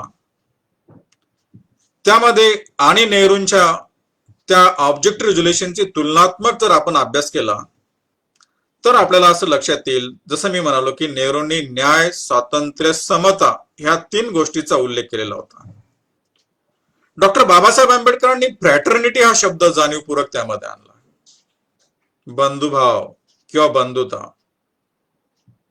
आणि वर जे 3 शब्द नेहरूंनी स्वतंत्र, सार्वभौम, प्रजासत्ताक भारत असं म्हटलं होतं. भारत कसा असेल पुढे? स्वतंत्र, सार्वभौम, प्रजासत्ताक, इंडिपेंडंट सॉवरेन रिपब्लिक अशी नेहरूंची शब्दरचना होती. डॉक्टर बाबासाहेब आंबेडकरांनी ती बदलून सॉवरिन डेमोक्रॅटिक रिपब्लिक अशी शब्दरचना आणली. बाबासाहेबांनी त्यामध्ये डेमोक्रॅटिक हा शब्द आणला. लोकशाही, नेहरू म्हणतात स्वतंत्र सार्वभौम प्रजासत्ताक, बाबासाहेब म्हणतात सॉवरिन डेमोक्रॅटिक रिपब्लिक, सार्वभौम लोकशाही गणराज्य किंवा प्रजासत्ताक. लोकशाही नवीन विचार बाबासाहेबांनी आणला. दोन शब्द, दोन विचार यामध्ये आले. अर्थात केवळ शब्दांचं कॅल्क्युलेशन नाहीये, एक फक्त शब्दरचना आपण त्याचा अभ्यास करावा, आपल्या समोर ते मांडावं, ह्या शब्दरचनेचा अर्थबोध व्हावा, ह्या दृष्टिकोनातून ह्या शब्दरचना मी आपल्या समोर मांडत आहे. शब्दावर जाऊ नका, शब्दाच्या कॅल्क्युलेशनवर जाऊ नका, हिशोबावर जाऊ नका. त्याच्या मधला जो गाभा आहे, त्याच्या मधलं जे तत्वज्ञान आहे, एक शब्द जर बदलला, एक शब्द जर नवीन आणला, तर त्याचा फार प्रचंड अशा प्रमाणामध्ये एक प्रभाव, परिणाम ह्या देशाच्या संविधानावर होतो, देशाच्या पुढच्या राजनीतीवर होतो, पुढच्या देशाच्या मार्गक्रमणावर होणार होता, याची बाबासाहेबांना जाणीव होती. बाबासाहेब म्हणतात डेमोक्रॅटिक. अर्थात त्या डेमोक्रॅटिकचा काय अर्थ आहे हे मी तुम्हाला पुढच्या भागामध्ये सांगेन, परंतु शब्दरचना कशा आल्या हे जरा बघा. म्हणजे नेहरूंची शब्दरचना होती इंडिपेंडेंट सॉवरिन डेमोक्रॅटिक, स्वतंत्र सार्वभौम प्रजासत्ताक. बाबासाहेबांनी केली ती सार्वभौम लोकशाही गणराज्य किंवा प्रजासत्ताक. आणि आजच्या संविधानामध्ये आहेत सार्वभौम समाजवादी धर्मनिरपेक्ष लोकशाही गणराज्य. 5 शब्द आहेत, 5 विचार आहेत, 5 भारताचं जे अधिष्ठान ह्या देशामध्ये घडणार होतं संविधानाच्या अंतर्गत, त्यामध्ये 2 शब्द आणखी नवीन 42व्या घटना दुरुस्तीने आलेले आहेत. ते कोणते आहेत? समाजवादी धर्मनिरपेक्ष. आजच्या घडीला राजकीय दृष्टिकोनातून ह्यावर फार वादांग सुरू आहे. समाजवादी धर्मनिरपेक्ष हे 2 शब्द 1976 मध्ये 42व्या घटना दुरुस्तीच्या अंतर्गत आपल्या संविधानामध्ये अंतर्भूत करण्यात आले. आता ह्या प्रत्येक शब्दांचा अर्थ आपल्याला बघायचा आहे, त्याचं तत्वज्ञान बघायचं आहे, आणि मग आपल्या संविधानाचं प्रतिबिंब, संवैधानिक तत्वज्ञानाचं प्रतिबिंब जे पुढे आपण संविधानामध्ये तरतुदी केल्या त्यामध्ये कशा प्रकारे हे रिफ्लेक्ट झालं आणि ते कसा सार आपल्या तत्वज्ञानामध्ये, या प्रास्ताविकेमध्ये आला, तो आपल्या आजच्या व्याख्यानाचा विषय आहे. लक्षात घ्या. 3 शब्द: स्वतंत्र सार्वभौम प्रजासत्ताक. बाबासाहेबांचे दुसरे 3 शब्द: सार्वभौम लोकशाही प्रजासत्ताक किंवा गणराज्य. आणि 42व्या घटना दुरुस्तीने आज सार्वभौम समाजवादी धर्मनिरपेक्ष लोकशाही गणराज्य, ह्यावर आपल्याला बोलायचंय. थोडस इथे याला आपण राखीव ठेवूया. पुढे फ्रॅटर्निटी बाबासाहेबांनी शब्द आणला. ते पत्र जे मी तुम्हाला म्हणालो होतो की डॉक्टर बाबासाहेब आंबेडकरांनी संविधान सभेला जो मसुदा सादर केला फेब्रुवारी 1948 मध्ये, त्या मसुद्याला जे पत्र अध्यक्षांच्या नावाने बाबासाहेबांनी लिहिलं आहे, त्यामध्ये बाबासाहेब म्हणतात की ड्राफ्ट या मसुदा आपल्या संविधान सभेने जे जे कोणते ठराव पास केले होते आणि ज्या उद्दिष्टाने ही मसुदा समिती तयार केलेली होती, त्या उद्दिष्टांना त्या स्कोप मध्ये किंवा आवाक्यामध्ये राहूनच आम्ही हे संविधान तयार करण्याचा, ड्राफ्ट करण्याचा प्रयत्न केला आहे. परंतु आम्हाला असं वाटलं की आजच्या घडीला ज्या गोष्टी महत्वाच्या ह्या देशामध्ये संविधानामध्ये असणं गरजेचे आहेत, त्या आम्ही जाणीवपूर्वक मसुदा समितीने या संविधानाच्या मसुद्यामध्ये आणलेल्या आहेत. आणि या प्रास्ताविकामध्ये संविधानाच्या आम्ही तो डेमोक्रॅटिक लोकशाही शब्द आणलाय आणि त्यासोबतच बंधुता हा एक विचार आणलेला आहे. विचार, मी त्याला केवळ शब्द मानत नाही, तो एक विचार आहे, ते एक तत्वज्ञान आहे ज्याची गरज ह्या देशाला आहे. बंधुतेची काय गरज होती ह्या देशासाठी?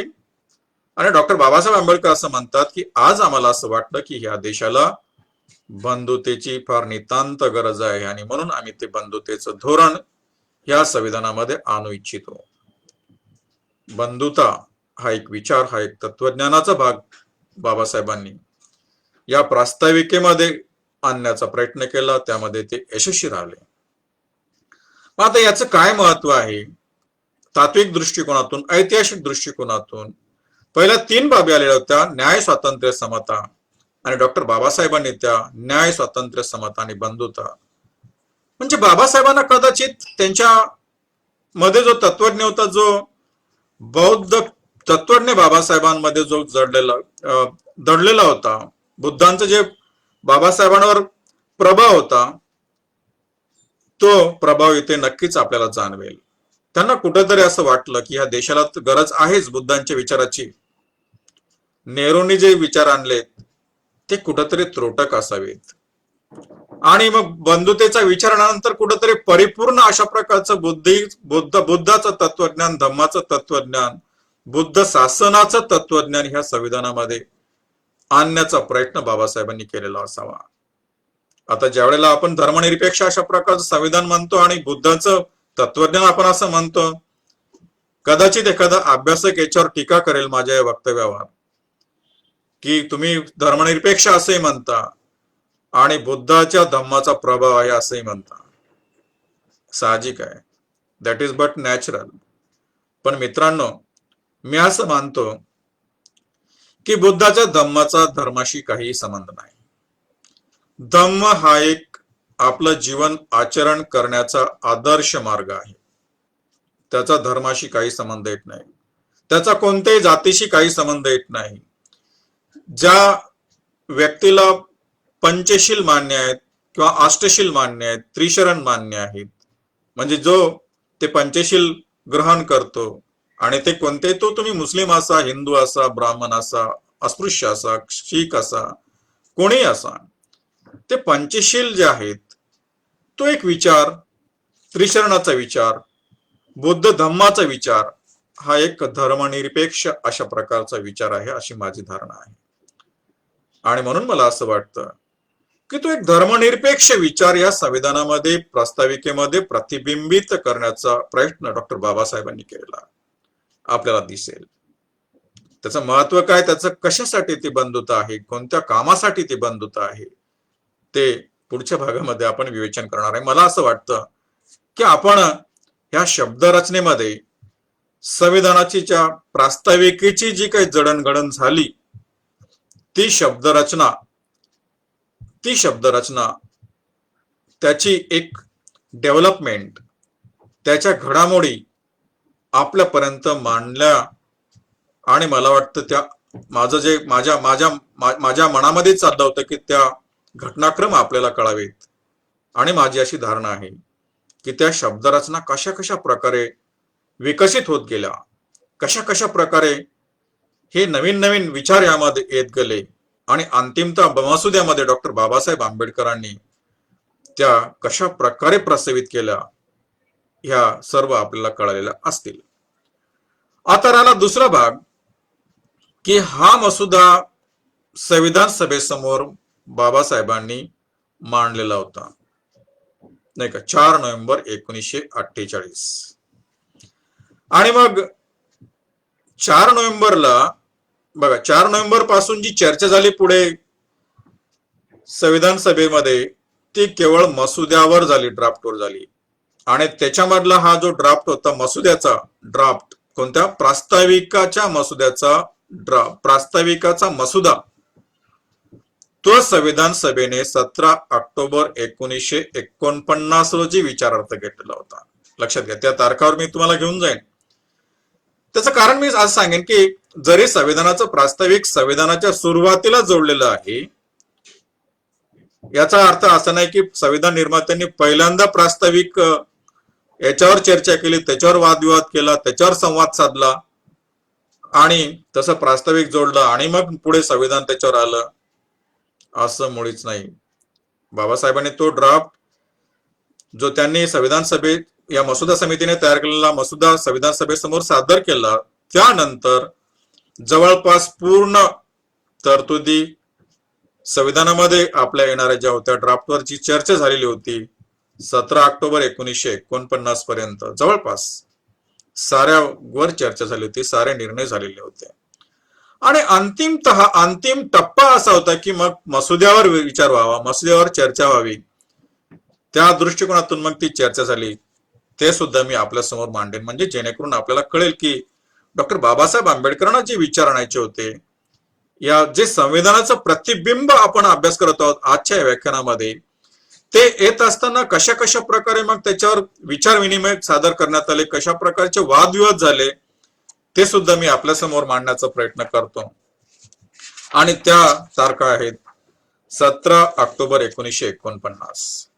मसुद्यावर चर्चा होत आहे. आता लक्षात घ्या, संविधान सभेसमोर मसुद्यावर चर्चा घडत आहे, या प्रास्ताविकेच्या मसुद्यावर चर्चा घडत आहे. म्हणजे डॉक्टर बाबासाहेब आंबेडकरांनी जो प्रास्ताविकेचा मसुदा सादर केला होता तो जसाच्या तसा घ्यायचा आपल्या संविधानामध्ये, म्हणजे आपल्या संविधानाचं प्रतिबिंब त्याच्यामध्ये प्रतिबिंबित होईल का, रिफ्लेक्ट होईल का, त्याच्यापेक्षा वेगळे विचार आले म्हणजेच आपल्या संविधानाचं प्रतिबिंब तात्विक, सामाजिक, आर्थिक, राजकीय दृष्टिकोनातून त्यामध्ये येईल, असा तो एक विचार होता. या देशामधला जो आणखी ऐतिहासिक ज्या जडणघडणी झाल्या होत्या, आणखी या देशामध्ये सांस्कृतिक बाबीमध्ये ज्या महत्वाच्या आणखी ज्या गोष्टी आहेत, त्या सुद्धा या संविधानाच्या वादविवादामध्ये आलेल्या आपल्याला बघायला मिळतील.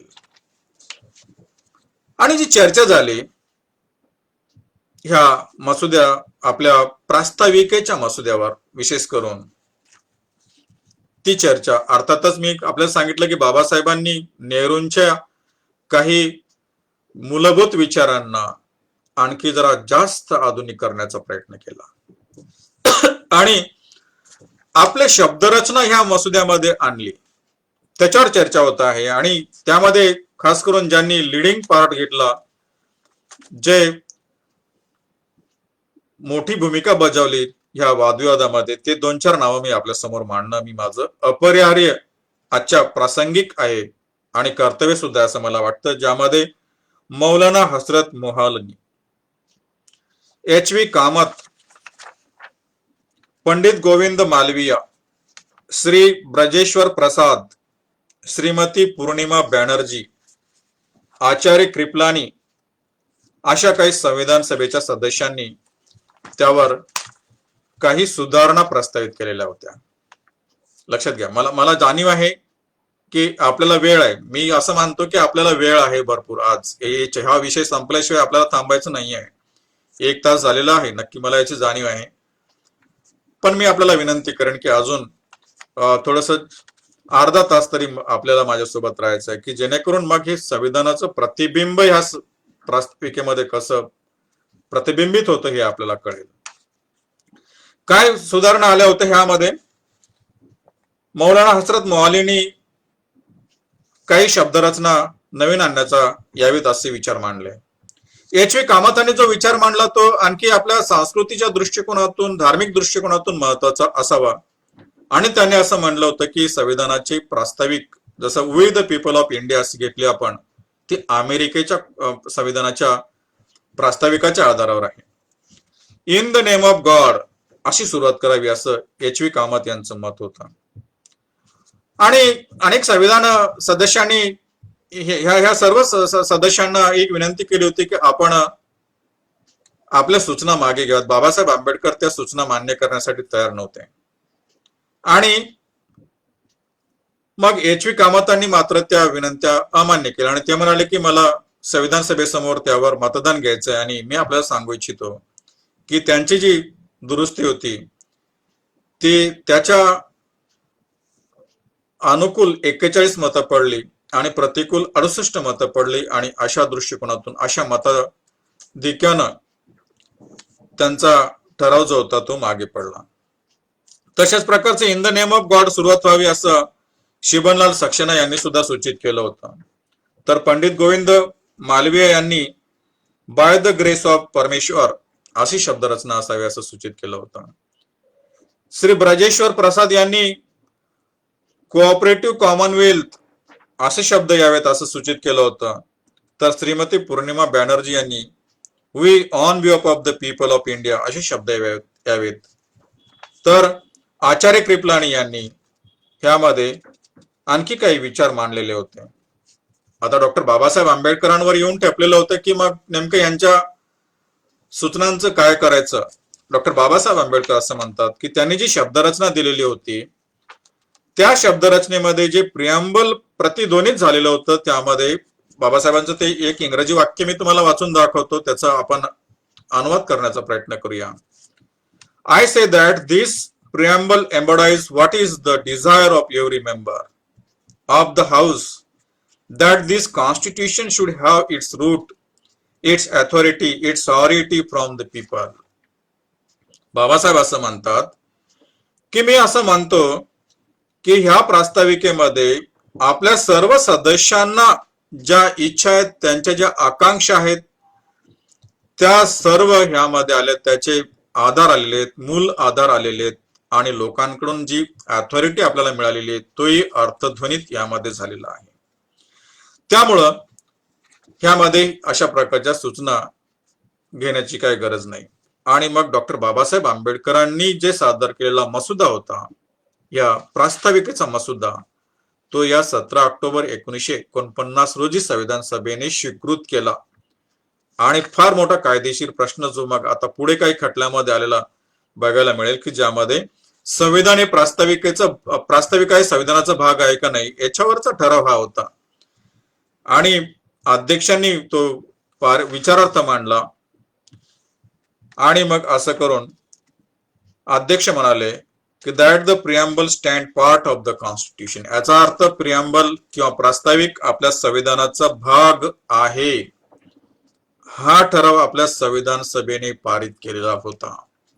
पुढे सुप्रीम कोर्टामध्ये काही खटले झाले, न्यायनिवाडे झाले आणि त्यामध्ये हा विचारात आलेला होता की काय भारतीय संविधानाचं प्रास्ताविक हे आपल्या संविधानाचा भाग आहे. बेरुबारी युनियन ह्या केसमध्ये सुप्रीम कोर्टाने सांगितलं होतं की तो संविधानाचा भाग नाही. पण पुढे 1973 मध्ये केशवानंद भारती ह्या खटल्यामध्ये मान्य सर्वोच्च न्यायालयाने सांगितलं की आपला भारतीय संविधानाचा प्रास्ताविका हा आपल्या संविधानाचा अविभाज्य भाग आहे. आता आपण आपल्या प्रास्ताविकाकडे येऊया. ही सर्व जडणघडण कशी झाली ह्यामध्ये आपण गेलेलो आहोत. आता बघू आपण की हे आपल्या संविधानाचं जे प्रतिबिंब आहे त्याचं कसं स्वरूप आहे. मराठीमध्ये मी त्याचं वाचन करेन. आपल्या सर्वांना माहिती आहे, परंतु अभ्यासाचा भाग म्हणून आपण याच्यामध्ये जात आहोत. आपण जे प्रास्ताविक आपल्या संविधानाला आज आहे त्याचा अभ्यास करतो ते असं म्हणतं, आम्ही भारताचे लोक भारताचे एक सार्वभौम समाजवादी धर्मनिरपेक्ष लोकशाही गणराज्य घडवण्याचा व त्याच्या सर्व नागरिकांस सामाजिक, आर्थिक व राजनैतिक न्याय, विचार, अभिव्यक्ती, विश्वास, श्रद्धा व उपासना यांचे स्वातंत्र्य, दर्जाची व संधीची समानता निश्चितपणे प्राप्त करून देण्याचा आणि त्या सर्वांमध्ये व्यक्तीची प्रतिष्ठा व राष्ट्राची एकता आणि एकात्मता यांचे आश्वासन देणारी बंधुता प्रवर्धित करण्याचा संकल्पपूर्वक निर्धार करून आमच्या संविधान सभेत आज दिनांक 26 नोव्हेंबर 1949 रोजी याद्वारे हे संविधान अंगीकृत आणि अधिनियमित करून स्वतः प्रत अर्पण करत आहोत. आपल्या संविधानाच्या 22 भागामध्ये 395 अनुच्छेदामध्ये जो संवैधानिक कायदा आणि संवैधानिक तत्वज्ञान आहे त्या सर्व संवैधानिक कायद्याचं आणि तत्वज्ञानाचा सार ह्या भारतीय संविधानाच्या प्रास्ताविकेमध्ये आहे. ते सर्व संविधान इथे प्रतिबिंबित झालेलं आहे. मी अगोदर जसं म्हणालो की भारतीय संविधानाचं प्रास्ताविक हे आपल्या संविधानामध्ये प्रवेश करण्याचं एक प्रवेशद्वार आहे. त्यामधून डोकावून आपण जर बघितलं, बऱ्याचदा आम्ही असं म्हणतो की it is a window to see in the constitution. ही एक खिडकी आहे, पण मला वाटतं एक प्रवेशद्वार आहे संविधानामध्ये प्रवेश घेण्याचा. अनेक विचारवंत त्याच्यावर फार मोठं मंथन करतात. त्याचं महत्व काय त्याच्यामध्ये गेल्यानंतर आपल्याला कळेल की या प्रास्ताविकेला किती महत्व आहे. आणि मग हे संविधानाचं जे प्रतिबिंब आहे ते कशा प्रकारे आपण उहापोह केलं ह्यामध्ये आम्ही भारतीय लोक ह्या शब्दाला, ह्या विचाराला एवढं महत्व आहे की सर्व संविधान निर्मितीचा अधिकार आम्ही भारतीय लोकांकडून घेतलेला आहे. हे भारतीय लोक हा एक संकल्प करत आहेत. कोणत्या कोणत्या गोष्टी आपल्या संविधानामध्ये होत आहेत लक्षात घ्या. 3 गोष्टी या मध्ये प्रतिबिंबित झाल्या आहेत. एक तर भारताचे लोक काय करत आहेत, भारत घडवण्याचा एक संकल्प करत आहेत, काही प्राप्त करण्याचा संकल्प करत आहेत, तर काही प्रवर्धित करण्याचा प्रयत्न करत आहेत. काय घडवण्याचा प्रयत्न करत आहेत आपण, भारताला सार्वभौम समाजवादी धर्मनिरपेक्ष लोकशाही गणराज्य घडवण्याचा आपण संकल्प करत आहोत.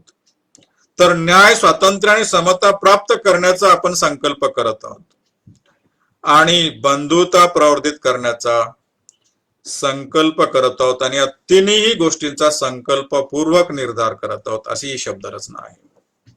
या संविधानाच्या प्रास्ताविकेचे ढोबळ म्हणणं आपण असे 3 भाग करू शकतो आणि सुरुवात आणि त्याचा समारोप जी शब्दरचना आहे ती सुद्धा फार मोठी आहे, फार वैशिष्ट्यपूर्ण अशा प्रकारची आहे. कारण आपण भारतीय लोक हे भारतीय लोकच अंगीकृत आणि अधिनियमित करून स्वतः परत अर्पण करत आहे. हा फार मोठा उदात्त विचार, उदात्त धोरण, उदात्त संवैधानिक तत्वज्ञान ह्यामध्ये प्रतिबिंबित झालं आहे असं मला वाटतं. आपण भारताला काय बनवण्याचा प्रयत्न करतो, सार्वभौम समाजवादी धर्मनिरपेक्ष लोकशाही गणराज्य. सार्वभौम कशामुळं की आपण आपल्या संविधानामध्ये जे भाग आहेत ज्यामध्ये भारताला एक सार्वभौम राज्य म्हणून कायदे करण्याची मुभा आहे, पॉलिसी ठरवण्याची जी मुभा आहे, त्या जर बघितलं आपण, खास करून तुम्ही जर ह्यामध्ये आपला पार्ट 1 पासून तर 22 मध्ये सर्वच जिथे जिथे भारत सरकारला राज्यांना ज्या मुभा मिळालेल्या आहेत, अधिकार मिळालेले आहेत, त्याला कोणत्याही दुसऱ्या राष्ट्रांचे निर्बंध लागू नाहीत. आपण एक समाजवादी असा विचार घेऊन इथे आलेलो आहोत. मी अगोदर सांगितलं की समाजवादी धर्मनिरपेक्ष 42व्या घटना दुरुस्तीने आलेत. त्या 42व्या घटना दुरुस्तीचे जर आपण ध्येय आणि उद्दिष्ट वाचले तर त्यामध्ये आपल्या लक्षात येईल की या देशामध्ये जी आपल्याला आर्थिक आणि सामाजिक क्रांती घडवायची होती आणि जे अगोदरचे विचार या प्रास्ताविकेमध्ये प्रतिबिंबित झालेले होते त्याला आणखी जास्त पुढे त्याला पुढे नेण्यासाठी, तो विचार पुढे नेण्यासाठी 1976 मध्ये इंदिरा गांधी सरकारने ही 42वी घटना दुरुस्ती आणून समाजवादी धर्मनिरपेक्ष हे शब्द आणले आणि आपण आज समाजवादी आहोत. याचा अर्थ समाजवादी हा तसं पाहिलं तर आर्थिक विचार आहे की ज्या राज्यव्यवस्थेमध्ये उत्पादनाची संसाधन हे समाजाच्या मालकीचे असतील, देशाच्या मालकीचे असतील आणि त्यामधून येणारं जे उत्पन्न आहे ते देशाच्या समाजाच्या उत्कर्षासाठी वापरण्यात येईल. धर्मनिरपेक्ष आम्ही हा विचार जो घेतला त्याचा अर्थ असा आहे की ह्या देशामध्ये जे राज्यव्यवस्था प्रस्थापित झाली ह्याचा कोणताही अधिकृत धर्म नसेल, राज्याचा अधिकृत धर्म नसेल. तसं पाहिलं तर आपल्या पारंपरिक अर्थानं धर्मनिरपेक्ष म्हणजे धर्मविरहित अशा प्रकारची समाजरचना असते, परंतु आपल्या ह्या संविधानामध्ये सकारात्मक अशा प्रकारचा धर्मनिरपेक्षता विचार आपण आणलेला आहे. आणि आपल्या संविधानामध्ये जर आपण डोकावून बघितलं तर अनुच्छेद 25 ते 28 पर्यंत आपल्याला धर्म स्वातंत्र्याचा अधिकार देण्यात आलेला आहे. म्हणजे याचा अर्थ सर्व धर्म समभाव, सर्व व्यक्तीला धर्म स्वातंत्र्याचा अधिकार देऊन आपण धर्मनिरपेक्ष अशा प्रकारचं संविधान आणलेलं आहे आणि त्याचं प्रतिबिंब इथे या शब्दामध्ये आपल्याला बघायला मिळेल. लोकशाही, डेमोक्रासी किंवा लोकशाही हा विचार बाबासाहेबांनी तर जाणीवपूर्वक आणला. म्हणून इथे मला असं वाटतं की बाबासाहेब आंबेडकरांचा काय विचार असावा लोकशाहीच्या अनुषंगाने. लोकशाहीच्या अनेक परिभाषा आपल्याला माहिती असतील की लोकशाही म्हणजे लोकांनी लोकांसाठी चालवलेलं सरकार. डॉक्टर बाबासाहेब आंबेडकरांना लोकशाही जी संकल्पना त्यांना अपेक्षित होती ती अशी होती की लोकशाही म्हणजे अशा प्रकारचं शासन व्यवस्था ज्याच्या माध्यमातून व्यक्तीच्या सामाजिक आणि आर्थिक जीवनामध्ये कोणताही रक्ताचा थेंब न सांडता क्रांतिकारक बदल घडून येतात. म्हणजे व्यक्तीच्या सामाजिक आणि आर्थिक जीवनामध्ये क्रांती घडवणारी शासन व्यवस्था म्हणजे लोकशाही. बाबासाहेबांना ती लोकशाही या देशामध्ये आणायची होती आणि आपल्या संविधानाच्या भाग 3 आणि 4 मध्ये, खास करून चौथ्या भागामध्ये जर आपण गेलो, directive principles of state policies, राज्य धोरणाची नीती निर्देशक तत्वे, ह्यामधील जी धोरणं बाबासाहेबांनी दिली ते अशा प्रकारच्या आपल्या सामाजिक आणि आर्थिक जीवनामध्ये क्रांती घडवून आणणारी अशा प्रकारची धोरणं आहेत. गणराज्य, रिपब्लिक असं आपण शेवटी म्हणालो. भारताला रिपब्लिक आपल्याला बनवायचं होतं. आपण जरी इंग्लंडच्या संविधानावरून काही विचार घेतला, पण तरी सुद्धा आपण इथे जी संसदीय लोकशाही स्वीकारली, जे इथे आपण गणराज्य स्वीकारलं, त्यामध्ये आपल्यामध्ये फार वैशिष्ट्यपूर्ण अशा प्रकारचे, कारण आपल्या इथे कोणत्याही रॉयल फॅमिली मधून राज्याचा प्रमुख येत नाही, तर आपण लोक आपल्या राष्ट्रपतीला निवडून देत असतात, जो या देशाचा संवैधानिक प्रमुख असतो. तुम्ही जर कलम नंबर 52 आणि ते पुढचे 53, 54, 55 अशा प्रकारच्या तरतुदी बघितल्या राष्ट्रपतीच्या बाबतीमध्ये, तर त्यामध्ये आपल्याला ते कसं प्रतिध्वनित तिथे झालेलं आहे, कसं ते प्रतिबिंबित झालेलं आहे या संविधानाच्या या प्रास्ताविकेमध्ये, ते आपल्या लक्षात येईल. त्यानंतरचे 2-3 विचार जे महत्वाचे आहेत, आपल्याला सर्वांना माहिती आहेत, त्याच्यावर फार फोकस करण्याची गरज नाही. परंतु आपण कोणत्या प्रकारचे इथे विचार व्यक्त केलेत, कोणते संकल्प करू इच्छित आहोत, काय आपल्याला साध्य करायचं सर्व नागरिकांसाठी, तर न्याय, सामाजिक, आर्थिक आणि राजनैतिक, ही एक सर्व जी शब्दरचना आहे, ही सुद्धा आपण फार गांभीर्याने घेतली पाहिजेत. पहिले न्यायाला महत्व आहे, त्यानंतर स्वातंत्र्य, आणि त्यानंतर समता, आणि त्यानंतर बंधुता, असे 4 शब्द, 4 विचार, 4 मूलाधार, 4 मूल आधारस्तंभ आपल्या संविधानाचे इथे प्रतिबिंबित झालेले आहेत. सामाजिक, आर्थिक, राजनैतिक न्याय. आपल्या संविधानामध्ये जे समानतेचा अधिकार आहे, जो स्वातंत्र्याचा अधिकार आहे, जे बाकीचे विचार directive principle of state policy मध्ये आणलेले आहेत न्यायाच्या दृष्टिकोनातून, सामाजिक, आर्थिक, आणि 16व्या भागामध्ये खास करून special provisions for certain classes, विशिष्ट ज्या तरतुदी आहेत आपल्या संविधानाच्या 16व्या भागामध्ये, त्याचा जर आपण आवाका बघितला तर ते सर्व विचार इथे प्रतिबिंबित झालेले आपल्याला बघायला मिळतील ह्या 3 गोष्टीमध्ये. आणि प्रत्यक्षात जर बघायचं तुम्हाला, तर सामाजिक न्याय इथे पहिल्यांदा आहे, जो आपल्याला 15/4, 16/4 मध्ये रिफ्लेक्ट झालेला बघायला मिळेल. तिकडे आपल्या जे सर्व विधानसभा आणि लोकसभा यांच्यामध्ये जे राखीव जागा आहेत, त्यामध्ये सुद्धा राजकीय न्यायाचा विचार आला. आर्थिक न्यायाचा विचार तुम्ही जर डायरेक्टिव्ह प्रिन्सिपल मध्ये राज्याला जे निर्देश दिले की संपत्तीचा समुच्चय होता कामा नये, सर्वांना संपत्तीचं समान विभागणी झाली पाहिजे, ते कशाच्या बाबतीत प्रतिबिंबित होतात, तर ते आहेत आर्थिक न्यायाच्या. आणि विचार, अभिव्यक्ती, विश्वास, श्रद्धा, उपासना यांचे स्वातंत्र्य, जसं आपण इकडे लिबर्टीज म्हटलात, 19, 20, 21, 22 ह्या जर तरतुदी आपण बघितल्या आपल्या संविधानाच्या, तर स्वातंत्र्य आपल्याला प्रदान करण्यात आलेली आहेत. ते सर्व स्वातंत्र्य यामध्ये रिफ्लेक्ट झालेत, विचाराचं असतील, अभिव्यक्तीचं असतील, जे गोल्डन फ्रीडम्स तुम्ही म्हणालात 19 मध्ये, कलम नंबर 19 मध्ये जे आपल्याला स्वातंत्र्य आहे, ज्यामध्ये भाषण अभिव्यक्ती स्वातंत्र्य असेल, सभांचं स्वातंत्र्य असेल, संघटना, संघ किंवा सहकारी संस्थांचं स्वातंत्र्य असेल प्रस्थापन करण्याचं, देशामध्ये मुक्त संचार करण्याचं स्वातंत्र्य असेल, किंवा कुठेही देशामध्ये आपल्याला राहण्याचं स्वातंत्र्य असेल, किंवा कोणताही धंदा पेशा स्वीकारण्याचं स्वातंत्र्य असेल, ते सर्व स्वातंत्र्य इथे प्रतिबिंबित झालेले आहेत. यासोबतच जो विचार महत्वाचा मग यामध्ये आलेला आहे पुढे समानतेच्या दृष्टिकोनातून, अर्थात इथे तुम्हाला आणखी कलम नंबर 21 मध्ये जे स्वातंत्र्य आपल्याला दिलंय, जीविताचं स्वातंत्र्य, तुमचा जो right to life and personal liberty article 21 सांगतो, जीविताचा अधिकार आणि आपलं वैयक्तिक स्वातंत्र्य, ते सुद्धा इथे रिफ्लेक्ट झालेलं बघायला मिळेल. समानता दर्जाची व संधीची. आपल्या देशामध्ये जशी अगोदरच सामाजिक रचना मी आपल्याला सांगितली की समानतेचा विचार नव्हता, म्हणूनच तर हे क्रांतिकारक अशा प्रकारचे आहेत का नाही. या देशामध्ये सामाजिक क्रांती आपल्याला तेव्हाच आणता आली की ज्यावेळेस हे क्रांतिकारक अशा प्रकारचे विचार या संविधानामध्ये आहेत आणि ते प्रतिध्वनित प्रतिबिंबित या प्रास्ताविकेमध्ये झालेले आहेत.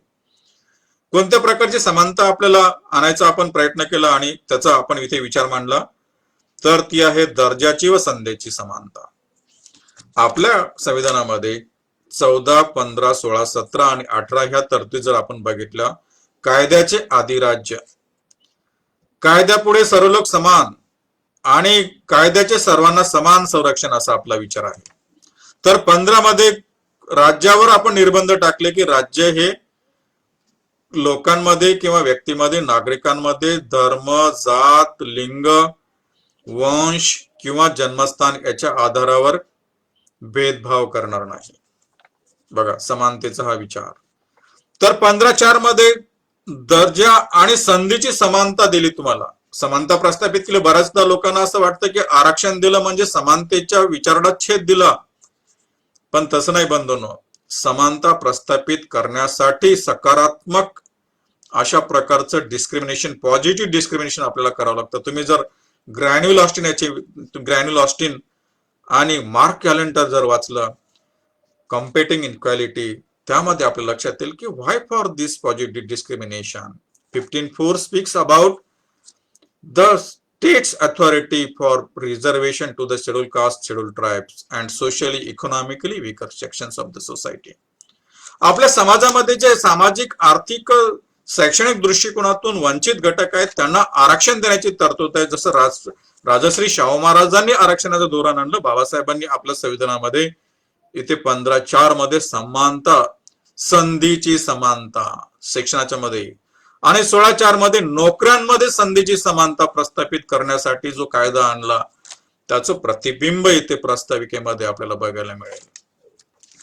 तर 17 मध्ये आपण अनटचेबिलिटी अबॉलिश केली. जी अस्पृश्यता येथे प्रॅक्टिस करण्यात आली होती, तो कायद्यानुसार आपण त्याचं समूळ उच्चाटन केलं आणि त्या दृष्टिकोनातून समता, दर्जाची समानता. अस्पृश्य कोण होते हा फार मोठा एक विषय आहे, फार मोठ्या व्याख्यानाचा विषय आहे अस्पृश्यतेचा. परंतु ते अस्पृश्यतेच्या मुळे ज्या त्या लोकांचं जे काय मानव असण्याचं जे त्यांची मानवच नव्हते, त्यांना मानवाचं स्थानच देण्यात आलेलं नव्हतं आणि त्यांचा दर्जा कसा असेल. मग बाबासाहेबांनी 17 कलम आणून अनटचेबिलिटी हा एक ऑफेन्स केला.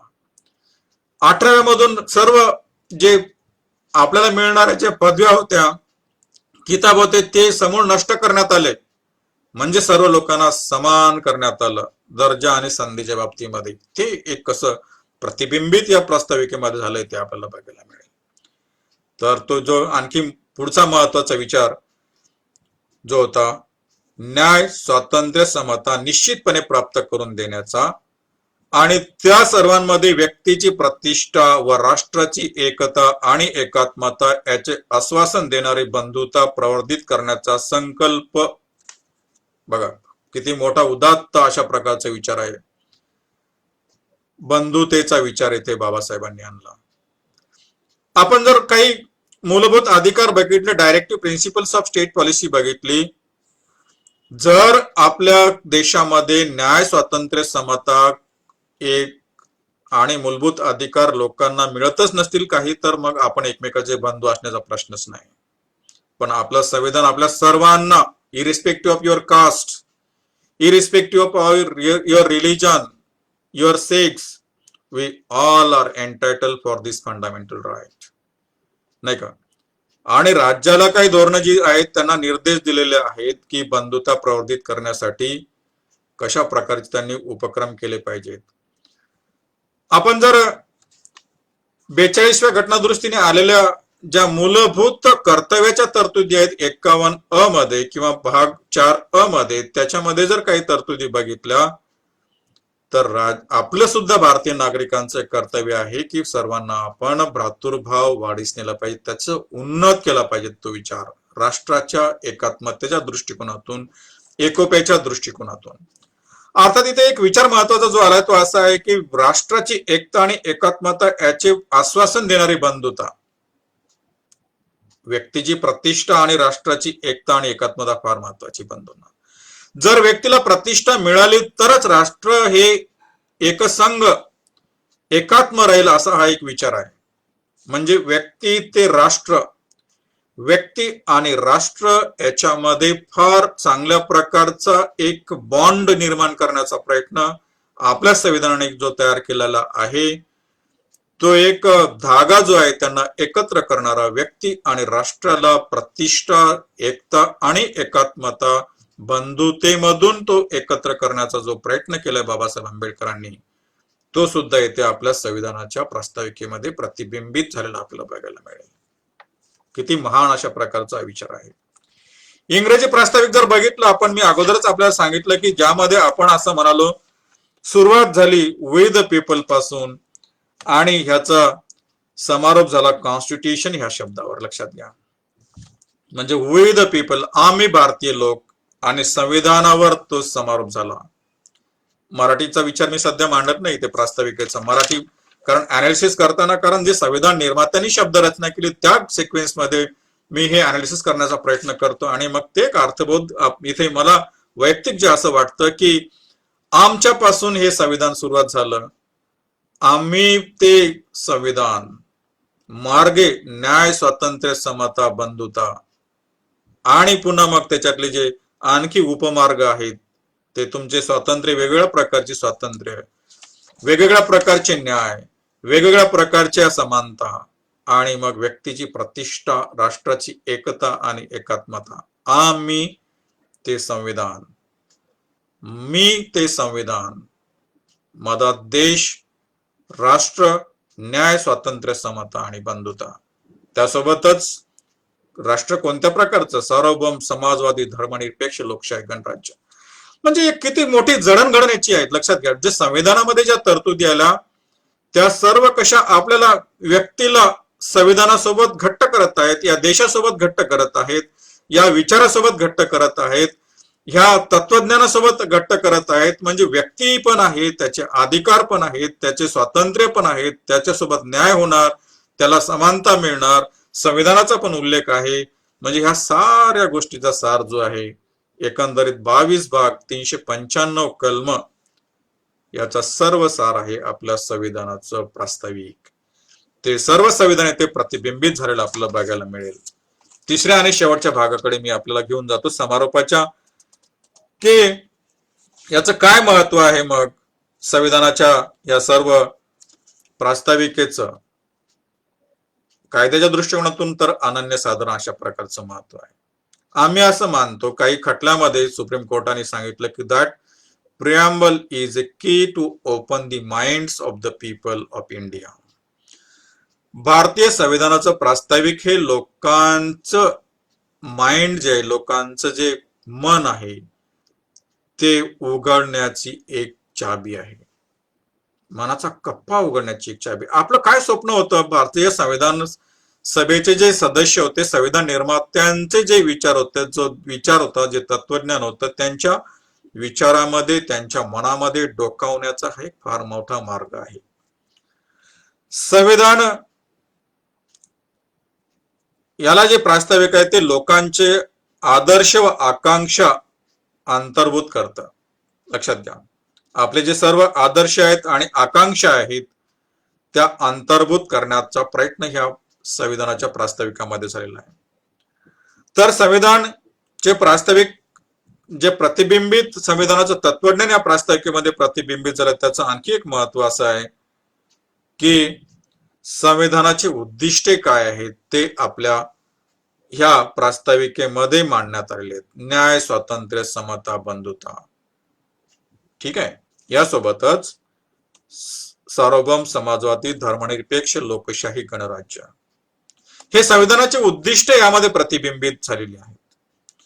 त्यासोबतच संविधानाचा कायदेशीर अर्थबोध करण्यासाठी हे फार महत्वाचं आहे. मी अगोदर सुरुवात केली की प्रत्येक कायद्याला एक प्रास्ताविक असतं, पण आपल्या संविधानाचं प्रास्ताविक हे आपलं स्वप्न आहे. आपल्या संविधानाचे अंतिम उद्दिष्ट, ध्येय, धोरण जे आपल्याला जे साध्य करायची आहेत त्याचा एक तो जाहीरनामा आहे आणि ते सर्व आपलं स्वप्न येथे प्रतिबिंबित झालेलं आहे. त्यामुळं कायद्याच्या दृष्टिकोनातून सुद्धा संविधानाचा कायदेविषयक अर्थ ज्यावेळेस सर्वोच्च न्यायालय काढत असतं त्यावेळेला आपल्या संविधानाच्या प्रास्ताविकेला ते रेफर करत असतात, त्याचा संदर्भ ते घेत असतात, देत असतात आणि मग संविधान निर्मात्यांचं काय स्वप्न असावं ह्याचा ते विचार करत असतात आणि मग तसा आपल्या संविधानाच्या तरतुदीचा वेगवेगळ्या कायद्यांचा अर्थबोध होत असतो आणि जर त्याच्या बाहेर कायदा एखादा असेल तर तो घटनाबाह्य ठरत असतो. लक्षात घ्या, इथे आणखी मी आपल्याला एक अधोरेखित करेन की जसं मी म्हणालो की ह्यामध्ये संविधानाची ध्येय आणि उद्दिष्ट आहेत आणि एक अविभाज्य हा भाग आहे. त्यासोबतच भारताच्या संविधानाला जे बेसिक स्ट्रक्चर आहेत, मूलभूत ढाचा जो आहे त्याचा विचार सुद्धा ह्या आपल्या संविधानाच्या प्रास्ताविकेमध्ये रिफ्लेक्ट झालेला, प्रतिबिंबित झालेला आपल्याला बघायला मिळेल. मी अगोदरच सांगितलं की केशवानंद भारती ह्या केसमध्ये, ह्या खटल्यामध्ये 1973 मध्ये मान्य सर्वोच्च न्यायालयाने जे बेसिक स्ट्रक्चर दिले, बेसिक स्ट्रक्चर काय असतात की भारतीय संसदेला 368 मध्ये आपल्या संविधानामध्ये दुरुस्ती करण्याचे पॉवर्स आहेत, प्रोसिजर दिलेली आहे. पण मात्र तुम्ही भारतीय संविधानाला अमेंडमेंट करत असताना किंवा त्याची दुरुस्ती करत असताना तुम्हाला काही निर्बंध आहेत का? तर आज आहेत. हो, त्याचं उत्तर आहे हो. तर ते निर्बंध कुठे आहेत? तर ते आहेत बेसिक स्ट्रक्चर्स मध्ये, आपल्या मूलभूत ढाच्यामध्ये. आणि तो मूलभूत ढाचा कुठं आहे? तर तो मूलभूत ढाचा आपल्या संविधानाच्या प्रास्ताविकेमध्ये प्रतिबिंबित झालेला आहे आणि तो आहे सार्वभौम समाजवादी धर्मनिरपेक्ष लोकशाही गणराज्य या विचारामध्ये, न्याय स्वातंत्र्य समता आणि बंधुता या विचारामध्ये. म्हणजे ज्या वेळेला आज संसदेला भारतीय संविधानामध्ये काही दुरुस्ती करायची असेल तर आपल्याला ह्या गोष्टीच्या व्यतिरिक्त बाबीवर दुरुस्ती प्रस्तावित करता येते. ह्याला कोणत्याही प्रकारे आपल्याला बाधित करता येत नाही. आणि जर संसदेने असं कोणतीही घटना दुरुस्ती केली किंवा कोणताही कायदा पास केला तर तो बेसिक स्ट्रक्चरच्या विरुद्ध असतो आणि पर्यायाने तो घटनाबाह्य ठरतो. एवढं अर्थबोध करण्यासाठी ह्या संविधानाच्या प्रास्ताविकेतील महत्व आहे. तर संवैधानिक प्राधिकाराचा उगम ह्या संविधानाच्या प्रास्ताविकेमध्ये, प्राधिकार म्हणजे पॉवर्स, आपल्याला आलेले पॉवर्स, संविधान निर्मितीचे पॉवर्स, ह्या आम्ही भारतीय लोक असं म्हटलं का नाही आपण, आणि शेवटी म्हटलं की आपण स्वतः परत अर्पण करत आहोत. म्हणजे याचा अर्थ आपल्याला हे अधिकार आम्ही भारतीय लोकांनी कुठून पॉवर्स घेतले, कुठून प्राधिकार तुम्हाला प्राप्त झाले? तर आमच्यामधूनच. कारण शेवटी अंतिमतः येथे लोकांना सार्वभौमत्व आहे, पॉप्युलर सॉव्हर्निटी भारतामध्ये संविधान आपलं. कारण तुम्ही लोकशाही पुढे बघा ना, तुम्ही ज्या रचना इथे झाल्या, Vidhan Sabha, Lok Sabha, Rajya Sabha, council of state वगैरे ज्या संरचना करण्यात आल्या, ते कायदे जर आपण बघितले, मूलभूत अधिकार बघितले, डायरेक्टिव्ह प्रिन्सिपल्स बघितले, त्या सर्व तरतुदीमध्ये आपण गेलात, फेडरलिझम बघितलं, तर मग हे सारे अधिकार आपल्याला मिळालेत कुठून? काय आपल्याला ते कोणी एखाद्या देवतेने प्रदान केलेले आहेत का? आणखी कोणी तुम्हाला ब्रिटिश कॉमनवेल्थने केलेले आहेत का? अमेरिकेने केलेले आहेत का? कोणी दुसऱ्या कोणी दिलेत? असं काही नाहीये. ते आम्हीच, भारतीय लोकांनीच आम्हाला प्रदान केलेले आहेत आणि त्या अधिकारा अंतर्गत आम्ही हे संविधान अधिनियमित केलेलं आहे, एनॅक्ट केलेलं आहे किंवा लिखित स्वरूपात आणलेलं आहे आणि ते आम्ही स्वीकृत केलंय आणि अधिनियमित केलं आहे. आणि तो दिवस होता आपला 26 नोव्हेंबर 1949 आज 71 वर्ष पूर्ण झाली. आपण या सामाजिक समता अभियानाच्या संविधान साक्षरताच्या मिशनच्या पहिल्या या पुष्पामध्ये, उद्घाटनाच्या पुष्पामध्ये काही बाबी कशा संविधानाच्या आपल्या प्रास्ताविकेमध्ये प्रतिबिंबित झाल्या हा विचार व्यक्त करण्याचा विचार केला. समारोप करताना मी हे म्हणेन की आपल्या संविधानाचं प्रतिबिंब आपल्या प्रास्ताविकेमध्ये आहे. अर्थात संविधानाचा सार आपल्या प्रास्ताविकेच्या तत्वज्ञानामध्ये, प्रास्ताविकेमध्ये आहे आणि प्रास्ताविकेचा सार 4 शब्दांमध्ये, 4 विचारांमध्ये, आणि ते आहेत न्याय, स्वातंत्र्य, समता आणि बंधुता. मला असं वाटतं ह्या चारही विचारांचा सार जो असेल तर तो आहे बंधुतेमध्ये. डॉक्टर बाबासाहेब आंबेडकरांचं 25 नोव्हेंबर 1949 भाषण जर आपण काळजीपूर्वक वाचलं तर तो गर्भितार्थ आपल्याला बघायला मिळेल. आणि मी असं म्हणेन की ह्यामध्ये न्याय, स्वातंत्र्य, समता ह्या सर्व विचारांना महत्व तेव्हाच आहे जेव्हा इथे बंधुता प्रवर्धित होईल. बंधुता आली म्हणजे सर्व गोष्टी ऑटोमॅटिकली येतील. न्याय पण आपल्यासोबत होईल, स्वातंत्र्य आपल्याला मिळेल, समानतेचा प्रश्न सेटल होईल आणि व्यक्तीची प्रतिष्ठा राष्ट्राची एकता आणि एकात्मता इथे आपल्याला नक्कीच प्रवर्धित करता येईल. संविधान निर्मात्यांना डॉक्टर बाबासाहेब आंबेडकरांना जे संविधानामध्ये आणायचं होतं, जे त्यांनी आणलं, त्या सर्व 22 भागांमध्ये त्यांनी जे अधिलिखित केलं त्याचं प्रतिबिंब अशा प्रकारे आपल्या ह्या प्रास्ताविकेमध्ये आहे असं मला वाटतं. मी इथे अपेक्षा अशी करतो की आजच्या या व्याख्यानामध्ये आपण सर्व लोकांनी जे हे विचार माझे थोडक्यात, आपल्याला अनेक गोष्टी याच्यामध्ये माहिती होत्या, आपण ते ऐकण्याचा प्रयत्न केला. एक अभ्यासक म्हणून मी ते आपल्या समोर मांडण्याचा प्रयत्न केला.